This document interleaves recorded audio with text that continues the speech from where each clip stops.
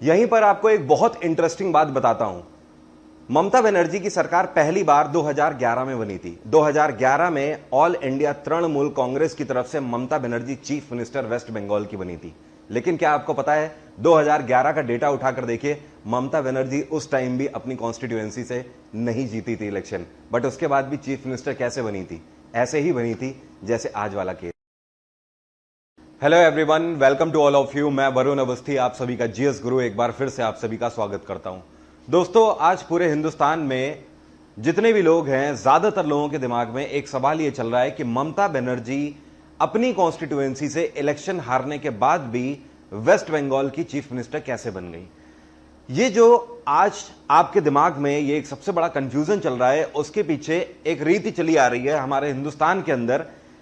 वो एक सबसे बड़ा कंफ्यूजन ये है, या फिर आप बोल सकते हो सबसे बड़ी मिसअंडरस्टैंडिंग ये है कि हमारे देश में जब भी लोकसभा के चुनाव आते हैं तो ऐसा बोला जाता है कि प्रधानमंत्री के चुनाव आ रहे हैं, और जब भी हमारे देश में विधानसभा के इलेक्शंस कंडक्ट होते हैं तो ऐसा लगता है, लोग बोलते हैं कि चीफ मिनिस्टर के इलेक्शन कंडक्ट किए जा रहे हैं।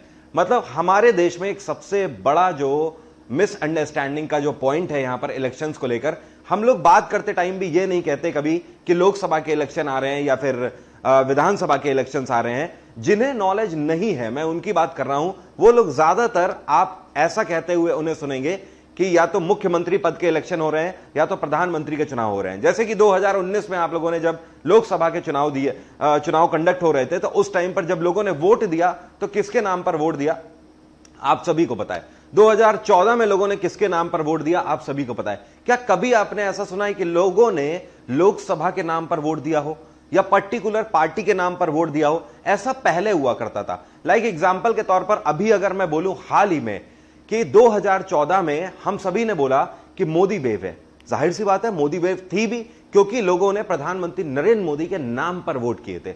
2019 में भी लोगों ने मोदी वेव ही बोली और दुगनी तेजी से मोदी वेव थी। लोगों ने प्रधानमंत्री नरेंद्र मोदी के ही नाम पर वोट किए। राइट, बात आ रही समझ? ये पिछले 10 साल ऐसे हो गए, कहने का मतलब करीब 8-10 साल, 2012-13 से लहर बननी उधर स्टार्ट हुई थी।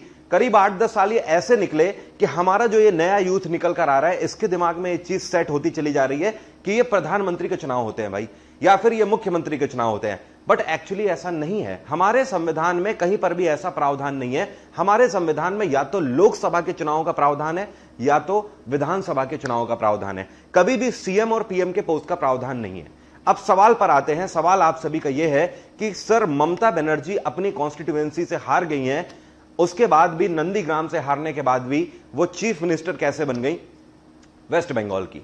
मैंने आपका सवाल का जवाब यहीं पर क्लियर कर दिया है कि ध्यान रखिए, ममता बनर्जी अपनी कॉन्स्टिट्यूएंसी हारी हैं, लेकिन उनकी पार्टी इलेक्शन नहीं हारी है। उनकी पार्टी वेस्ट बंगाल के अंदर 294 सीटों में से 213 सीटें जीती है, जो कि पूर्ण बहुमत है। पिछली बार उनकी सरकार बनी थी, उससे कहीं ज्यादा बहुमत से इस बार उनकी सरकार बनी है।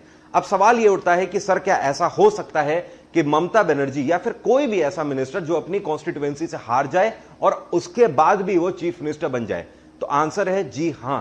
ऐसा कहां लिखा हुआ है? ऐसा हमारे संविधान के आर्टिकल 164 के 4 सब पार्ट में लिखा हुआ है, जो कि आप यहां पर भी देख सकते हो।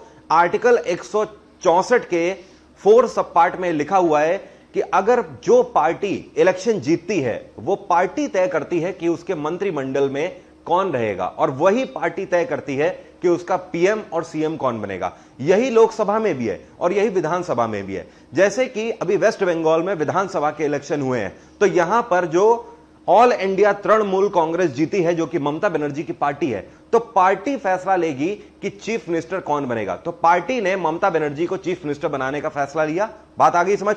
अब ममता बनर्जी वहां की चीफ मिनिस्टर बन गई, लेकिन आर्टिकल 164 का 4 सब पार्ट ये बोलता है कि ऐसा कोई भी व्यक्ति मिनिस्टर बन सकता है जिसको पार्टी मिनिस्टर बनाना चाहे, लेकिन उसके लिए एक कंडीशन है। अगले 6 महीने के अंदर, मतलब अगले 180 दिनों के अंदर उसको विधानसभा या विधान परिषद का मेंबर बनकर आना होगा। मतलब कहने का, अगले 6 महीने के अंदर या तो लेजिस्लेटिव काउंसिल या लेजिस्लेटिव असेंबली, दोनों में से वो कहीं से इलेक्शन जीतकर आना चाहिए। अब एक सवाल यहां पर और बनता है, वेस्ट बंगाल की अगर हम बात करें तो वेस्ट बंगाल के अंदर लेजिस्लेटिव काउंसिल पहले हुआ करती थी, विधान परिषद। 1969 में इसको खत्म कर दिया गया। अब वेस्ट बंगाल के अंदर सिर्फ और सिर्फ विधानसभा ही है, मतलब लेजिस्लेटिव असेंबली है। इसका मतलब ममता बनर्जी के पास एक ही रास्ता बचता है कि ममता बनर्जी अगले 6 महीनों के अंदर बाई इलेक्शन के थ्रू जीत कर आए। अब सवाल उठता है, ये बाई इलेक्शन क्या है? बाई इलेक्शन का कंसेप्ट इसके तहत लाया जाता है, आर्टिकल 164 के 4 भाग के तहत संविधान हमें यह बताता है कि ऐसा कोई भी व्यक्ति जो कि चुनाव हार गया है, उसको अगर मिनिस्टर नियुक्त कर दिया गया है पार्टी के द्वारा, तो उस व्यक्ति के लिए बाय इलेक्शन आगे कंडक्ट कराए जाएंगे, केवल उसी सीट के लिए, केवल एक ही कॉन्स्टिट्यूएंसी से। वो कॉन्स्टिट्यूएंसी कोई भी हो सकती है, उस कॉन्स्टिट्यूएंसी से इलेक्शन कंडक्ट कराए जाएंगे। वो व्यक्ति अगर बाई इलेक्शन जीत जाता है 6 महीने के अंदर, तो वो चीफ मिनिस्टर बना रह सकता है। बात आ रही है समझ? अब सवाल उठता है कि अगर ममता बनर्जी अगले 6 महीने में बाय इलेक्शन भी नहीं जीत पाती हैं तो क्या होगा? तो सिर्फ एक ही रास्ता होगा, उनको रिजाइन करना पड़ेगा। एग्जाम्पल के तौर पर 2014 में आपने बीजेपी की सरकार जब बनते देखी थी, तो वहां पर मैं आपको बेस्ट एग्जाम्पल देना चाहूंगा। 2014 की सरकार में बीजेपी की सरकार पूर्ण बहुमत से बनी, लेकिन आपको याद होगा अरुण जेटली अमृतसर से खड़े थे और अमृतसर से अरुण जेटली चुनाव हार गए थे।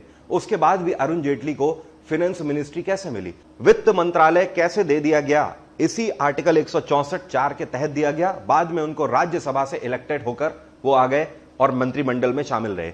इसी तरीके से 2014 में स्मृति ईरानी अपनी कॉन्स्टिट्यूएंसी से हार गई थी। उसके बाद भी स्मृति ईरानी को एजुकेशन मिनिस्टर बीजेपी ने बनाया था।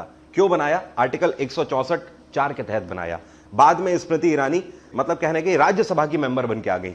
लेकिन इस बार 2019 में आपने देखा स्मृति ईरानी लोकसभा की मेंबर बनकर आई हैं। क्यों? क्योंकि इस बार वो अपनी कॉन्स्टिट्यूएंसी से राहुल गांधी को हरा कर आई। यहीं पर आपको एक बहुत इंटरेस्टिंग बात बताता हूं।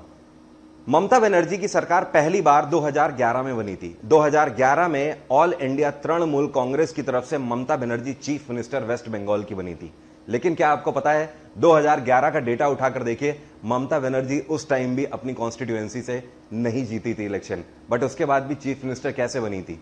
ऐसे ही बनी थी जैसे आज वाला केस, कि हां ऐसा हो सकता है कॉन्स्टिट्यूएंसली आर्टिकल 164(4) के तहत किसी भी व्यक्ति को मंत्री बनाया जा सकता है अगर पार्टी चाहे तो, फिर चाहे वो चीफ मिनिस्टर ही क्यों ना हो। सेम प्रोविजन प्राइम मिनिस्टर के साथ भी है लोकसभा में। लोकसभा की कोई भी पार्टी अगर जीतती है तो उस केस में वो किसी भी व्यक्ति को प्राइम मिनिस्टर बना सकती है।